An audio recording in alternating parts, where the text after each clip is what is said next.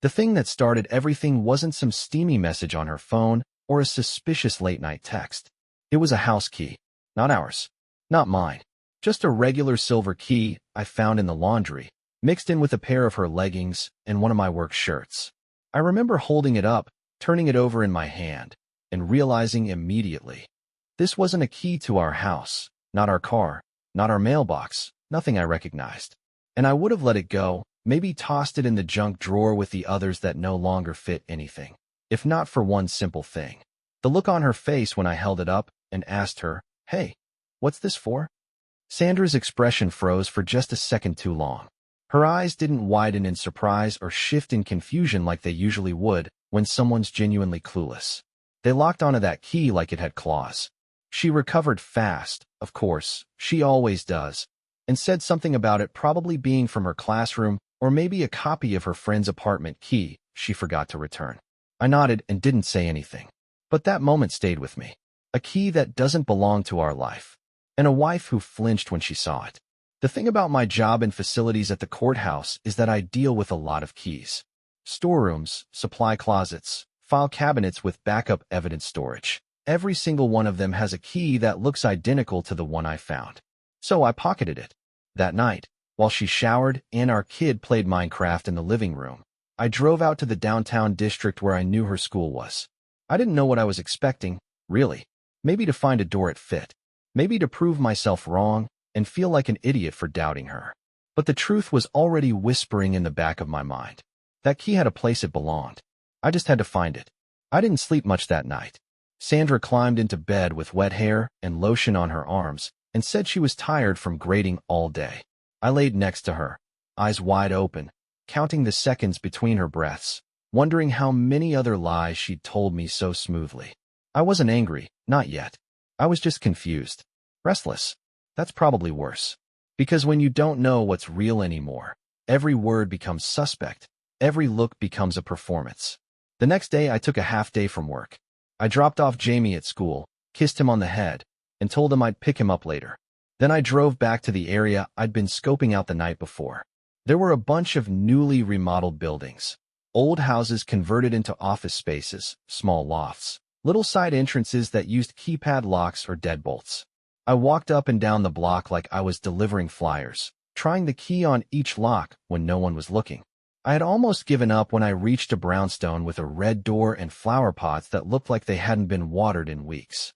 I slipped the key in the lock, turned it, and felt that clean, smooth click. The door opened. I didn't go inside, not then. I just stood there with the key still in my hand and stared into the dark hallway beyond.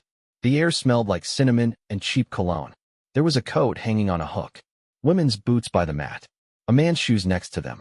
My heart slammed against my ribs in a way I hadn't felt since I nearly got hit by a bus back in college. I shut the door quickly and walked away, but my mind stayed there. Later that evening, Sandra acted like nothing had happened. She made dinner, asked about Jamie's day, joked about the printer at her school jamming for the 4th time that week. I sat there and nodded, chewing slow, my eyes scanning every inch of her face like I was trying to read invisible ink. I didn't say a word about the key or the door. I needed more. I needed to be sure. I went back 2 days later. I waited around the corner with a coffee and watched the door. Around 5:45 p.m., a car pulled up. Not Sandra's. It was an older Audi, silver, nothing flashy. A man got out.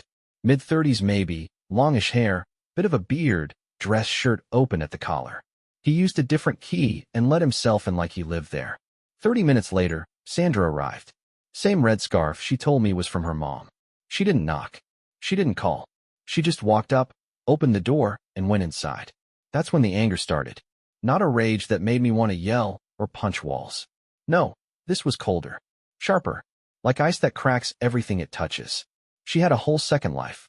Not just a fling or some heat-of-the-moment mistake. No, this was established.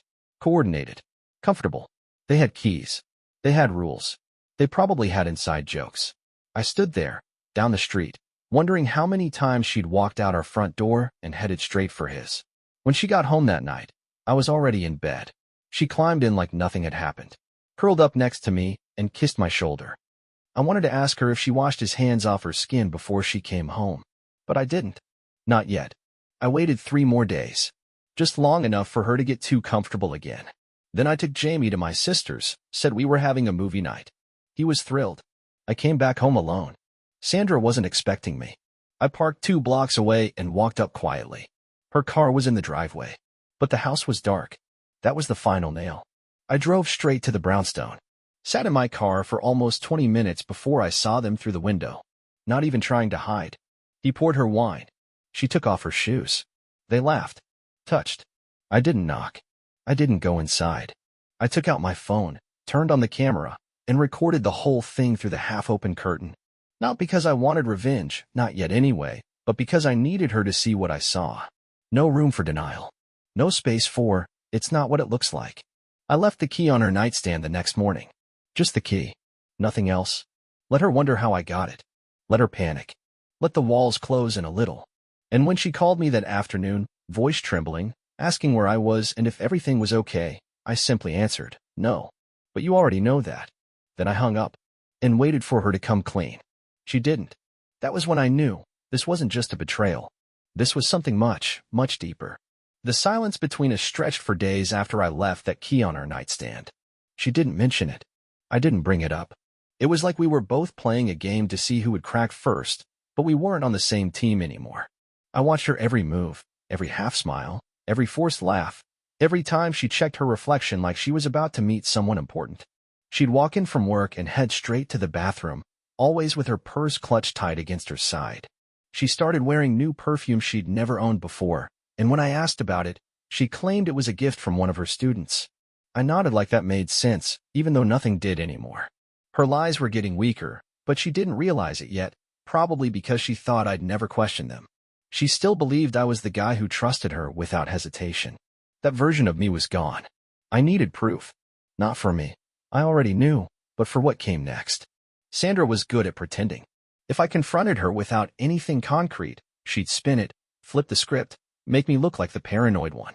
So I decided to follow her, not with GPS or tracking apps, just my own 2 feet and a camera. I knew her routine well enough. Mondays and Thursdays she stayed late for staff meetings. Tuesdays she claimed to be tutoring a student after school. Wednesdays she had some workshop she said was optional but good for networking. It was too structured to be real. Nobody has that many after-school obligations, not even the overachievers. I chose a Wednesday. Told her I had to work late fixing some server issues at the courthouse. She nodded, kissed my cheek, and left in her gray coat and that scarf I used to think looked cute on her. I waited 10 minutes, then got in my truck and drove a different route, took back roads to avoid being seen in her rearview. She didn't go to the school. She didn't go anywhere near it. She drove straight to the brownstone with the red door. Parked in the alley like she'd done it 100 times. Used her key. Gone. I didn't go up to the window this time. I already knew what I'd find. Instead, I took out my camera and snapped pictures of the plates on the Audi parked next to hers, the way she glanced around before going inside, the door closing behind her like it was her actual home. I sat in the truck for 2 hours, staring at the building like it owed me answers. I didn't get any. The next morning, she acted like everything was fine. Asked me if I could pick up groceries on the way home. Laughed at a video Jamie showed her at breakfast. Complimented my cooking. I looked at her and realized I didn't recognize her anymore. Not her voice, not her eyes, not the way she touched the edge of her coffee mug like she was deep in thought. All those small gestures that used to mean something now looked like rehearsed movements in a role she didn't care about anymore. I took the day off work and drove to the DMV. Used the license plate I photographed to find out who the car belonged to. Had to slip the clerk a little incentive to get the info, but it worked. His name was Mason. Mason Landry. 36. Worked in finance. Lived in the city. Divorced. No kids. Clean record. A boring, safe-looking guy with a LinkedIn full of buzzwords and a public profile that showed off his weekend cycling trips and beach photos. The kind of man who drinks overpriced coffee and thinks hosting a podcast makes him interesting. He was nothing special. Just available and willing. That made him dangerous. I printed every bit of information I could find. Pictures, work history, anything that painted a clearer picture of who he was. I needed to know who had been sitting in my seat while I made dinner and helped Jamie with homework.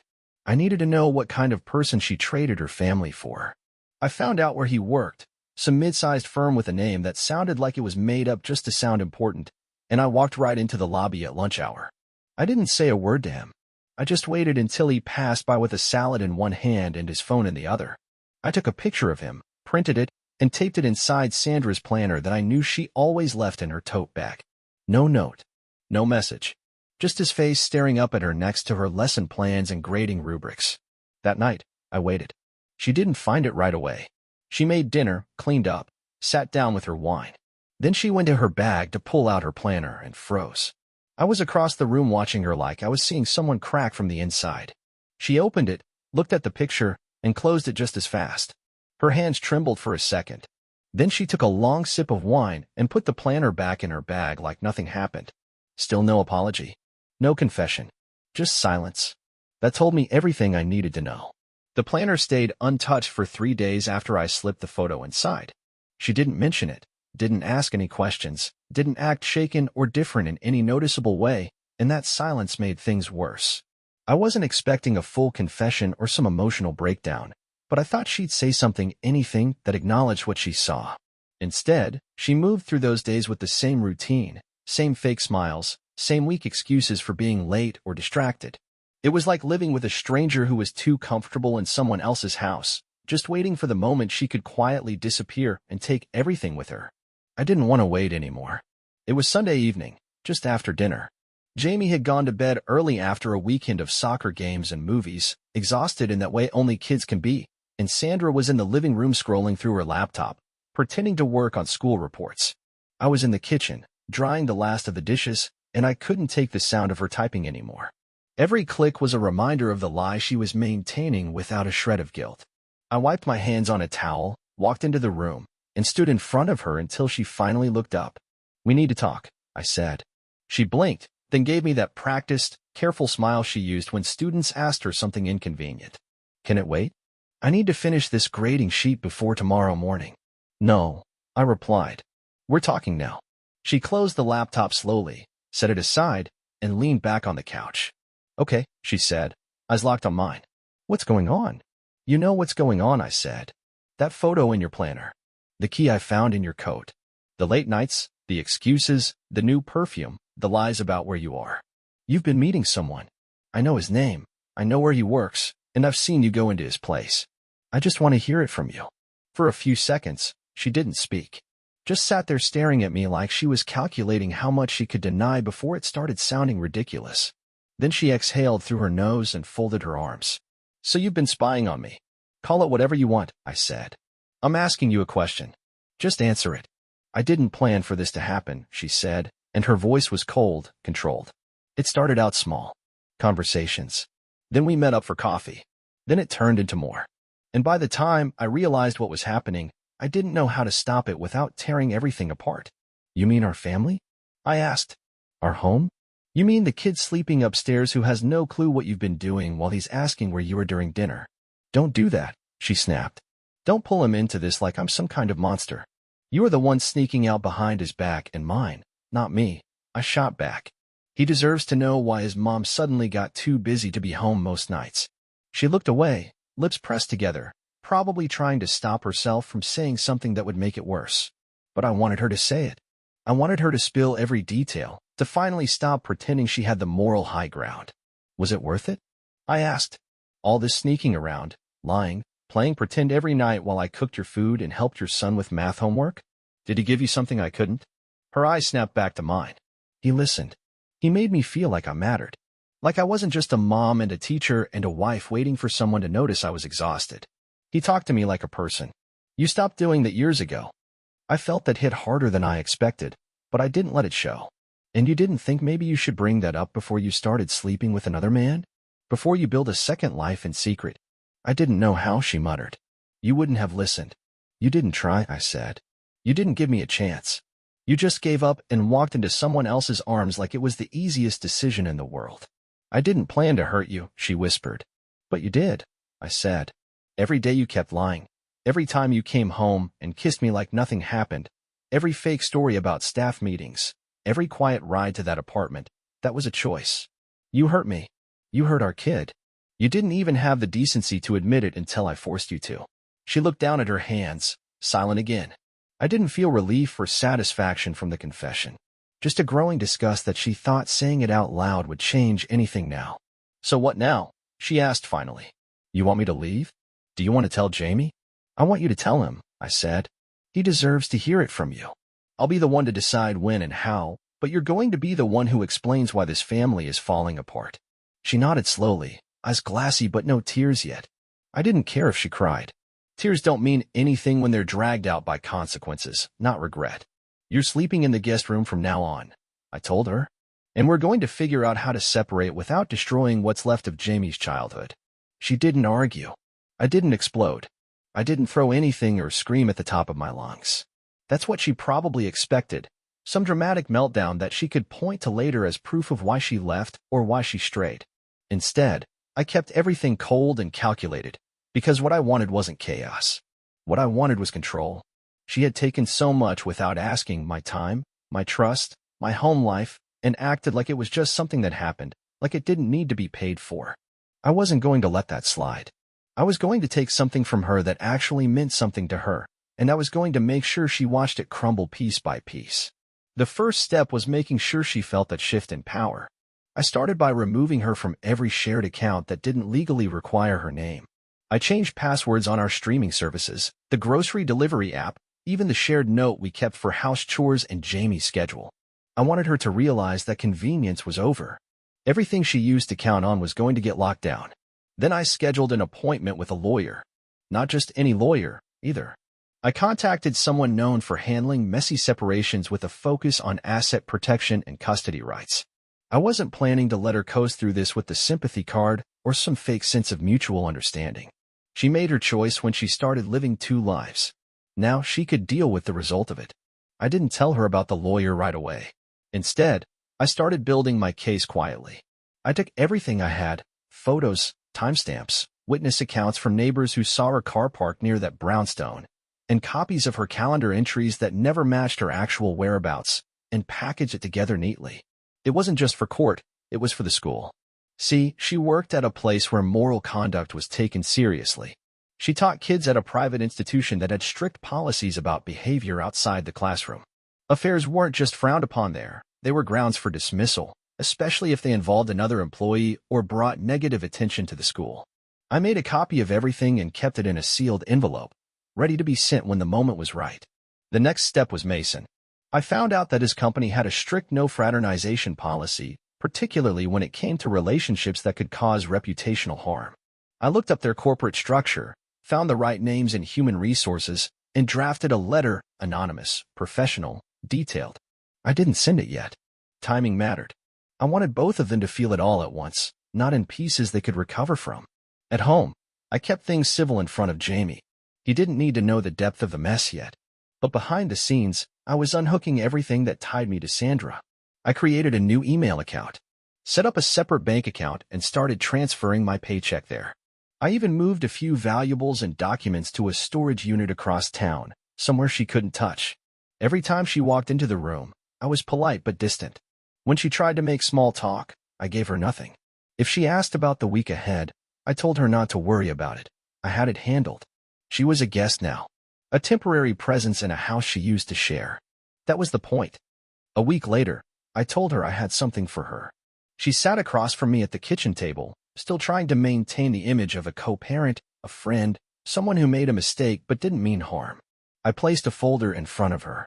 Inside was the first draft of our separation agreement, a detailed breakdown of custody plans for Jamie, financial arrangements, and a list of items I had already removed from the home. Her hands trembled as she opened it. She didn't look at me. "You've already done this?" she asked quietly. "I've been working on it since the night you lied to my face and told me you were working late," I said. "That was the last time I was stupid enough to believe you." She looked up then, eyes wet, like she thought she could still salvage something. "I didn't want it to end like this." "You had every chance to stop," I said. "You didn't. So now it ends my way." She didn't argue. She didn't even try to negotiate. She just nodded, like she finally understood she wasn't in control anymore. That night, I sent the file to the school's admin office. I sent the report to Mason's HR department. I mailed copies of the evidence to both addresses, one to her work, one to his. No drama. No warning. Just cold delivery. The fallout hit 2 days later. She came home early, face pale. shaking. She told me she was suspended pending review. I told her I wasn't surprised. He got fired. She waited until Jamie was asleep to ask if we could talk. I was in the garage, sorting through boxes, deciding what would stay and what I'd take with me once this was officially over. Her voice was low, like she already expected me to say no. I didn't answer right away, just nodded and followed her back into the house. We sat in the living room without turning the lights on, just the soft glow from the kitchen spilling over into the space between us. She didn't speak right away. I let her sit in it, not because I wanted to make her uncomfortable, but because for the first time in weeks, I wanted to hear what she had to say without forcing it out of her. "I know you hate me," she said finally. "And I get it. But I never stopped caring about you. That word doesn't mean anything to me coming from you," I replied. "Not anymore." "I was lost," she continued. "That's not an excuse. It's just the truth. I didn't feel seen. I didn't feel wanted. I didn't feel like I mattered." "You mattered," I said. "You had a husband who was doing everything he could to keep the house running, to raise our kid, to stay loyal while you were sneaking around behind his back. You were seen. You were just too busy looking elsewhere to notice."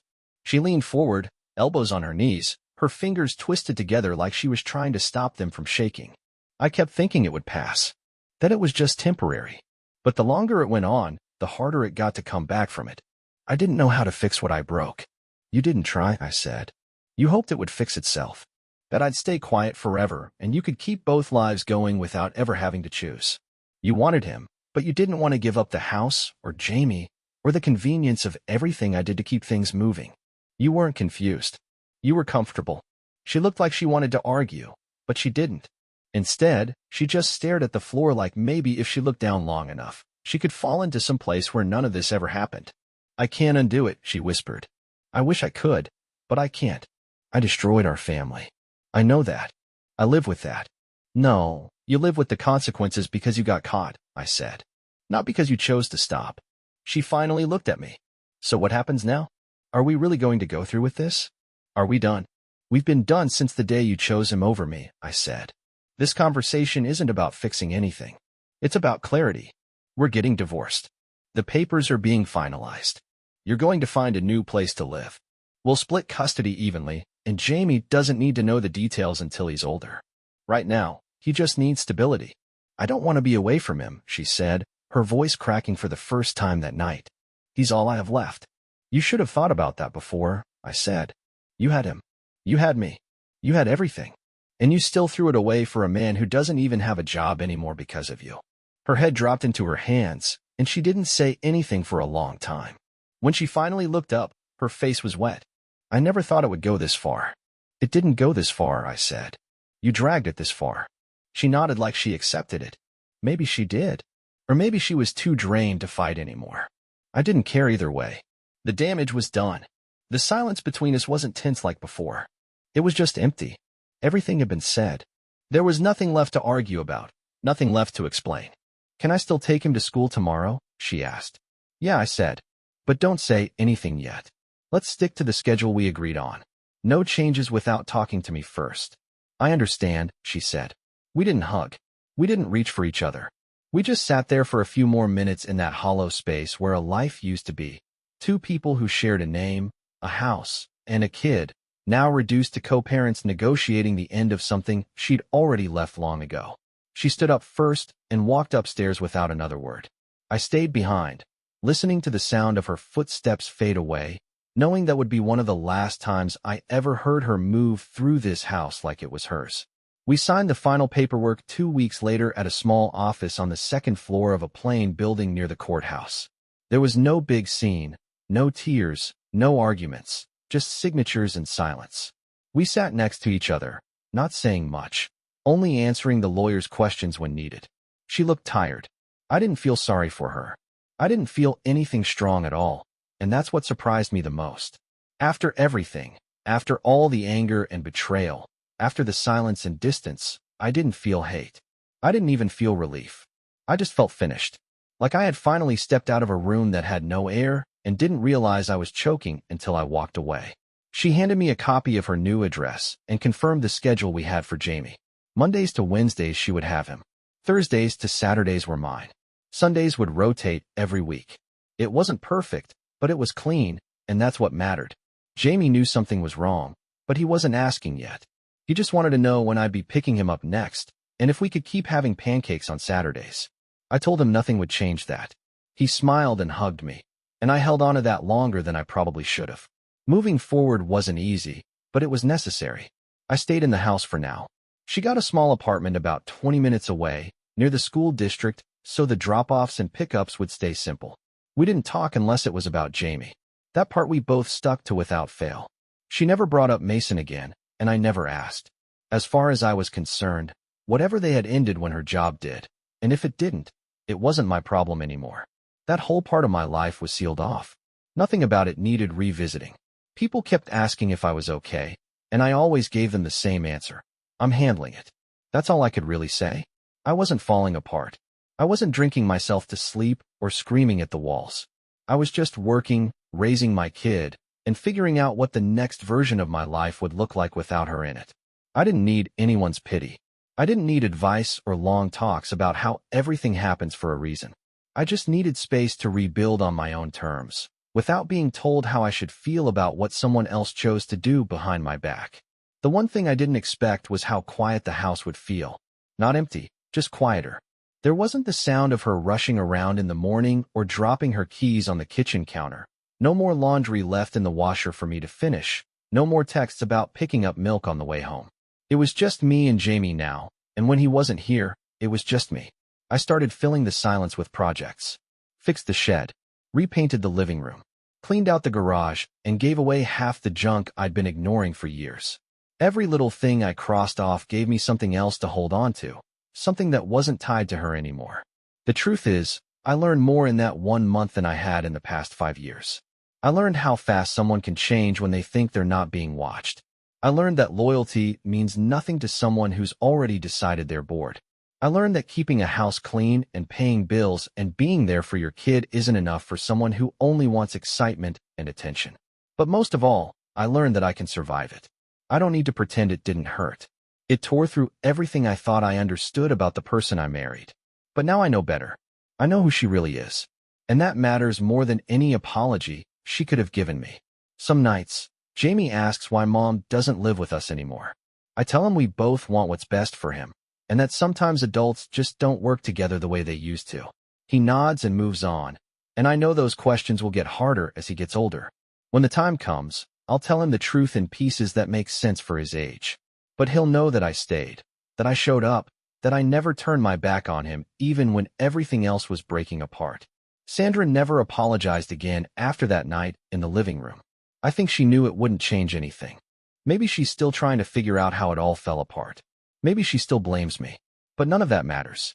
What matters is that I took back control of my life, piece by piece, without yelling, without begging, and without needing anyone's permission to do it. So that's the end. Not the dramatic kind where someone makes a big speech or walks away into something new with music playing in the background.